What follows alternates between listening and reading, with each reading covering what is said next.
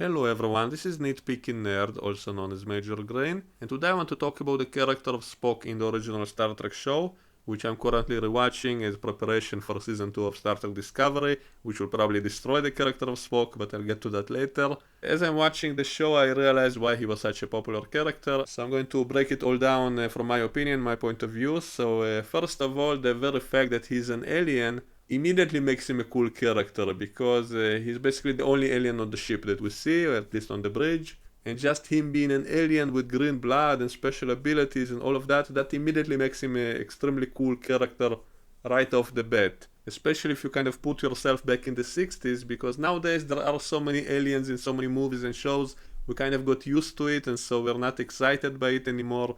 But if you imagine being back in the 60s when aliens were much rarer in movies, and you see this character with green blood talking about his home planet, that is just so cool. And so just him being an alien already puts him as an interesting and mysterious character right away. Next comes his personality, the way he behaves, the way he acts. He keeps his cool at any situation while everybody else are panicking because they're about to die. Spock always remains totally calm, totally professional, sometimes having to confront not just the danger itself, but also his fellow crew members who are panicking. He has to deal with them as well.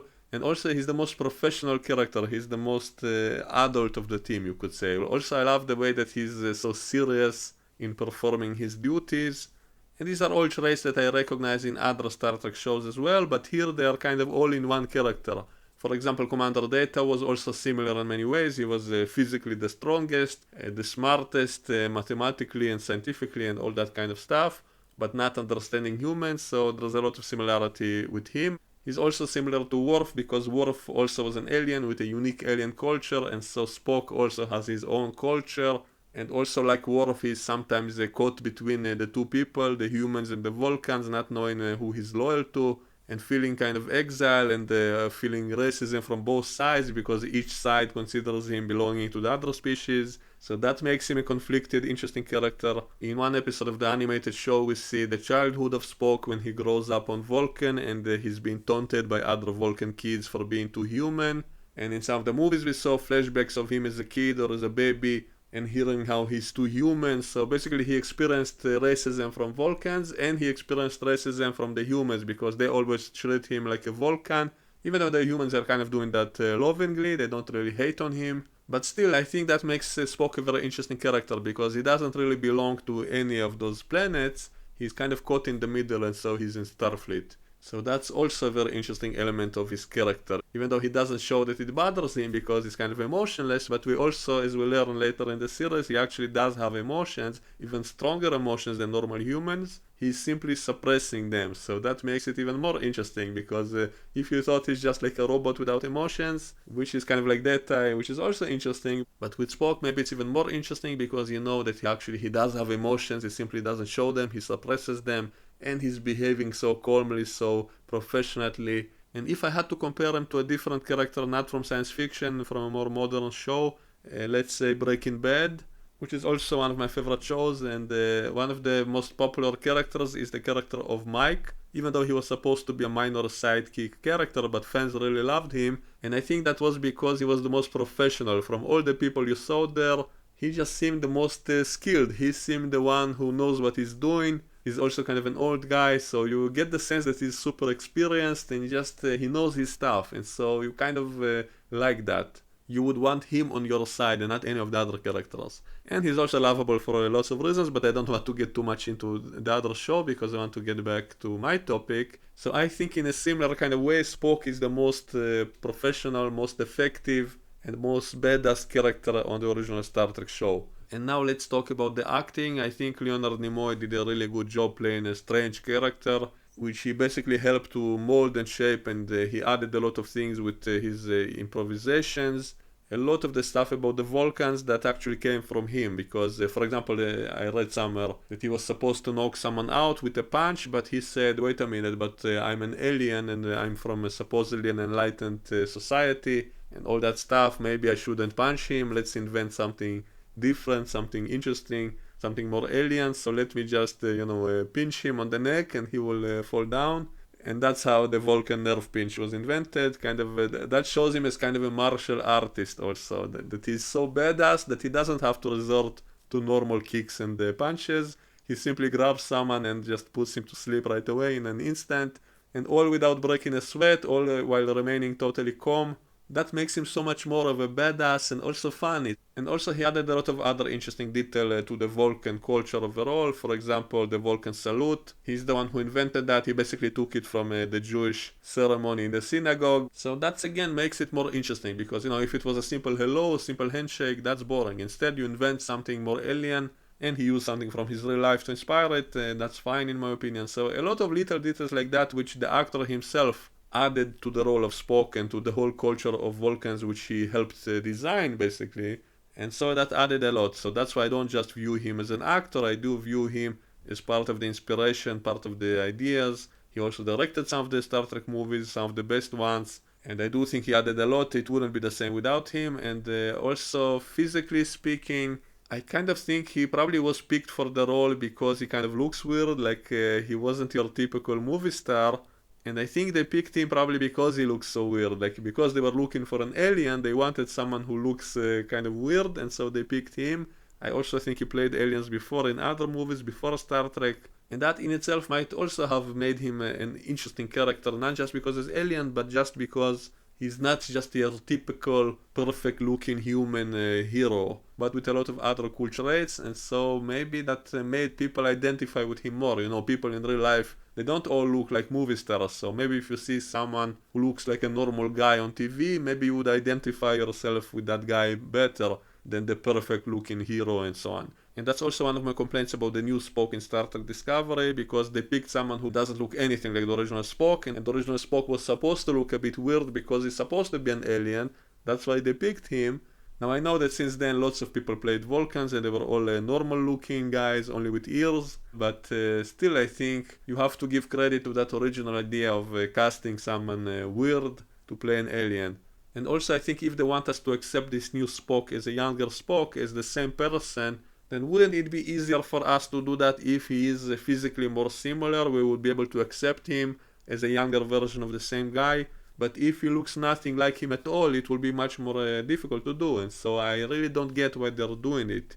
I mean, what's the whole point of using the same character again if not to appeal to the old fans? If they only want to collect new fans, they shouldn't be trying to appeal to the older ones by having the same characters that they love. And so if they do this, then why don't they try to make him as similar as possible to the original versions so that the old fans can accept him more easily? I mean, this was the problem in Star Trek Nemesis, which had the character who was a clone of Captain Picard, and so he was supposed to be like a younger version of Picard, which would have made for a creepy villain, like if you kind of accepted him as another version of Picard, only evil. That could have been an interesting and creepy kind of villain, but it didn't work. You know why? Because physically they look nothing alike, not even close. And so our brains could not accept him as being related even. And so it didn't work because of that, in my opinion, and that was a huge mistake. They should have either found someone much more physically closer to Patrick Stewart, or even have Patrick Stewart himself play him. Nowadays I would say use the CGI to make him look younger and stuff like that. Back then it wasn't possible, but at least cast someone who looks as much as possible similar to him. That is very important if you do something like this, because you have to make your audience believe it can be the same guy. So physicality is important in this case, and that's one of the problems with the new Spock, in my opinion, who looks nothing, not even the same type, nothing at all similar to the original Spock, and so it will be very hard to accept him as a younger version of the same character, even if his acting is excellent, and that's another question mark which we'll wait and see. But already there's a whole bunch of problems, and they give him a beard and all the stuff that makes him look not even close. So to summarize the character of Spock, he is kind of overpowered in my opinion now that I think about it. He is the most clever, he is the strongest, he is the most capable, he is the bravest, so it's almost a Gary Stu situation, but he does have his own weaknesses because he doesn't understand humans fully. He has his own flaws in a way, and so he's not really a perfect character. Also, his powers have limits. It's not as if he's invincible. It's not as if he always beats up anyone he wants.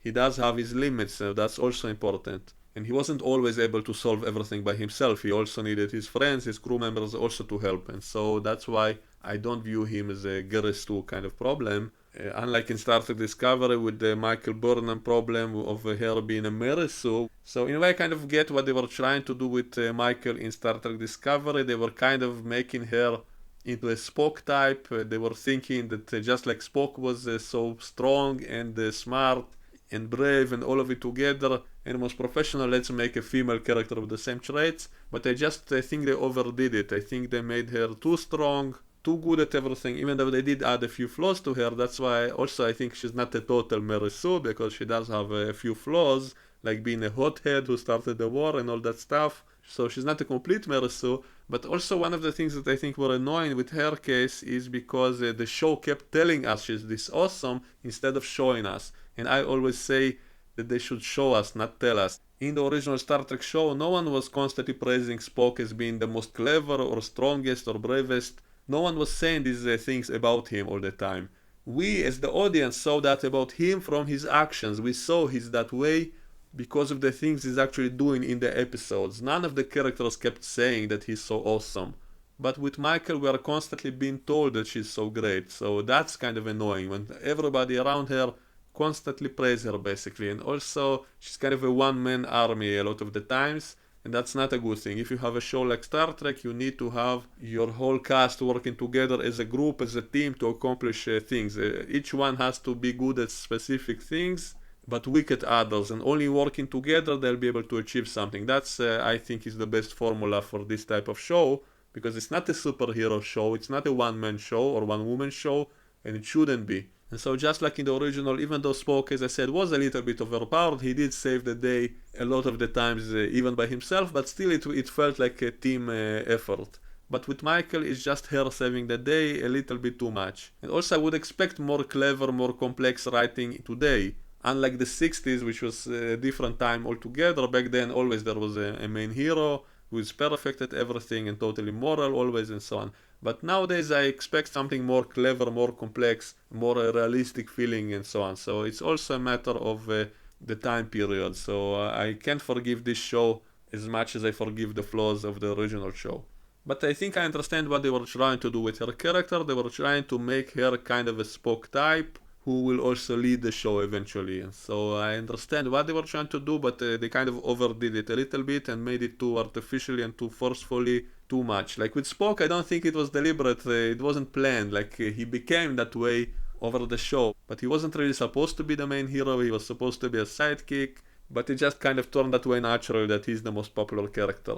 But here they're trying to force us to love Michael, and they're making her look as best as possible in any situation. For example, they show us that she's the only one who cares about the animal rights of the tardigrade. She's the only one who is compassionate. Everybody else don't care and stuff like that. So they're showing us that even her personality, she's the best person from all the group. And it felt a little bit too much, too fast, trying to push it too much. And also making her related to Spock is also kind of pointless. Like, why even do that? Maybe we'll find out soon. If they actually do something with it, something clever that will make it worthwhile, then maybe I'll say, okay, I get it now. But the reason they even did that, I really don't get it. Why the need to tie her to the Spock family, to Sarek, when it seems to contradict continuity so much? So why even do that? Why mess with all of that? Why not make her related to some other Vulcan? Like, what's the point? I suspect only because they wanted a name recognition. They just basically out of greed. They wanted to hook up all the old fans again, but in the process they only pissed them off more. I think fans would appreciate something original, fresh ideas, fresh characters. They would appreciate that a lot more than just recycling and reimagining all the old stuff. That's annoying to a lot of people. Maybe they are doing that to maintain copyright over all those names and ideas so that it won't become public domain, because it's over 50 years old now. So if they're doing that out of greed only, and they don't really have a creative reason for that, then of course it sucks. Of course people will hate it. And I don't know what they were thinking. Like, why do that even? It doesn't make sense because it only pisses off the fans. If they did it very cleverly, if they really added a lot of depth, a lot of little details that tie everything together better, that will provide interesting backstory, then maybe I would say that's a good thing. But I guess we'll wait and see what they'll do next. And the biggest fear is, of course, they will totally ruin Spock to make Michael look better. Just as being done in a lot of franchises nowadays. For example, Star Wars, they took Luke, who was the most popular character from the original movies, and they totally destroyed him in every way just so that the new character Ray will look so much better than him. So basically they humiliated and destroyed his character just to make her character look better in comparison, which was a major huge mistake. It pissed off so many of the fans of Star Wars, and so my fear is that they will try to do the same with Spock. We have clues about that already. They will show that basically Spock lost his mind because he saw something he couldn't understand. His logic failed him, and so he went nuts. So he's living in a nut house, writing on the walls, being crazy. And then Michael will show up and she will somehow reach him, she will save him, she will fix him, she will turn him into the Spock that we knew. And they will show us how Michael is much better than him, because Spock was unable to solve that mystery. He was unable to fix the situation, but Michael will. She will figure it all out, she will fix it, she will fix Spock, she will help him, she will save him, because she's just so much more clever and better than him in every way. So that's probably what they're going to do. They will make her seem better by standing on the ruins of Spock, to show how much inferior Spock is compared to her. And if they do that, that will piss off all the old Star Trek fans, just like the Luke Skywalker situation pissed off the Star Wars fans. So that will be once again a huge mistake. Now, I don't want to judge before I actually see the next season, before I actually see those episodes, and maybe they won't make Spock look like an idiot. Maybe eventually Spock is the one who saves the day and not Michael, and so I don't want to judge before actually seeing the show, but most likely it will be as I said. So Michael will save the day, she will save Spock, she will fix Spock, she will solve the mystery, she will save the whole galaxy, and Spock will just be a total idiot, and he will be grateful to her for helping him. And that's how he will become the old Spock that we knew from the original show, all thanks to Michael. So of course it will be extremely annoying and disrespectful if they do that. It will totally ruin the whole thing if that's the case. But maybe it won't happen. Maybe they listen to the criticism of the fans toward the Star Wars and what was done to Luke Skywalker, and so maybe they won't repeat the same mistakes, even though most likely they will, and even in the new Picard show probably they will also do something like that. Maybe they're doing that because they think it's just more interesting that way, that it adds complexity, it adds flaws to the character, it makes it more realistic, and it allows them to explore new ideas and so on. So I'm not saying it's all bad. If done right, it might be good. But can we really trust these writers to do it well? I'm not sure, so I'm very pessimistic. But I guess we'll wait and see. And as for my fears about Picard, I'll leave that to a separate video. Let me know what you think in the comments below, and we can debate it in the comments. Please like the video, please subscribe, and I will see you all next time. Bye bye.